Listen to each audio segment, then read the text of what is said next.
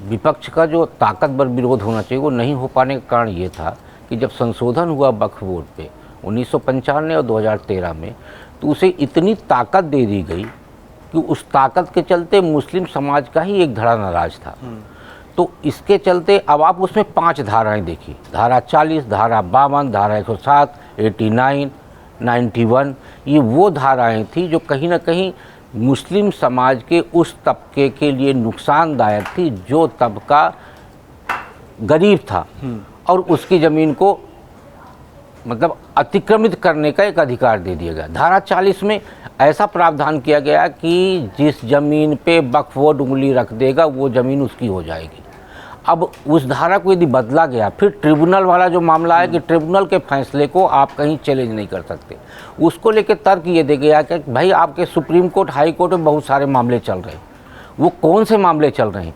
वो ट्रिब्यूनल के फैसले के खिलाफ नहीं है, सिविल सूट नहीं है, वो पिटीशन है, जनहित याचिका है। दोनों में अंतर नहीं बताया जा सकता ना, इसलिए कहा गया कि सुप्रीम कोर्ट, हाई कोर्ट में बहुत सारे मामले चल रहे हैं। अब एक प्रावधान ये किया गया है कि यदि ट्रिब्यूनल के फैसले से आप संतुष्ट नहीं हैं तो 90 दिन के अंदर आप कोर्ट में जाइए। तो कोर्ट में जिला अदालत से लेकर सुप्रीम कोर्ट तक का रास्ता बन गया, यानी न्याय का एक नया रास्ता तैयार हुआ है। दूसरा, पारदर्शिता आ गई है। आप पोर्टल में डालेंगे कि आपके पास वक्फ के पास कौन कौन सी ज़मीन है, उसके डॉक्यूमेंट्स क्या हैं। असादुद्दीन ओवैसी का एक बयान का उल्लेख मैं करना चाहूँगा कि उन्होंने कहा कि उत्तर प्रदेश में 1,21,000 वक्फ के पास प्रॉपर्टी है, लेकिन 1,11,000 का कागज नहीं है।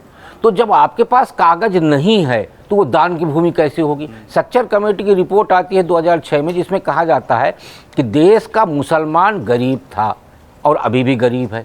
तो जिस देश का मुसलमान गरीब है वहाँ वक्फ बोर्ड के पास शुरू में जो 18,000 एकड़ ज़मीन थी वो 9,40,000 एकड़ कैसे हो गई?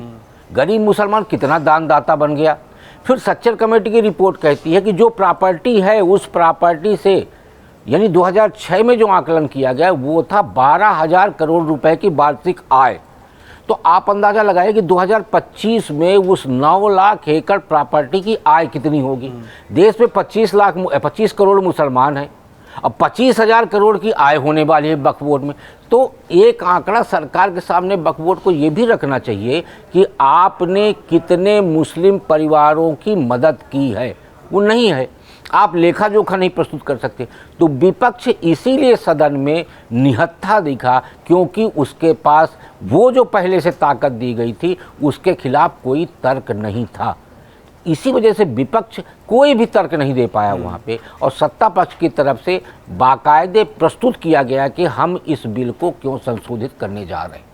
अगर आप ये वीडियो YouTube पर देख रहे हैं तो हमारे चैनल को सब्सक्राइब कर बेल आइकन दबाएं, और Facebook पर देख रहे हैं तो हमारे पेज को लाइक करें। 8 मिलियन प्लस सब्सक्राइबर, आपके इस भरोसे के लिए बहुत धन्यवाद।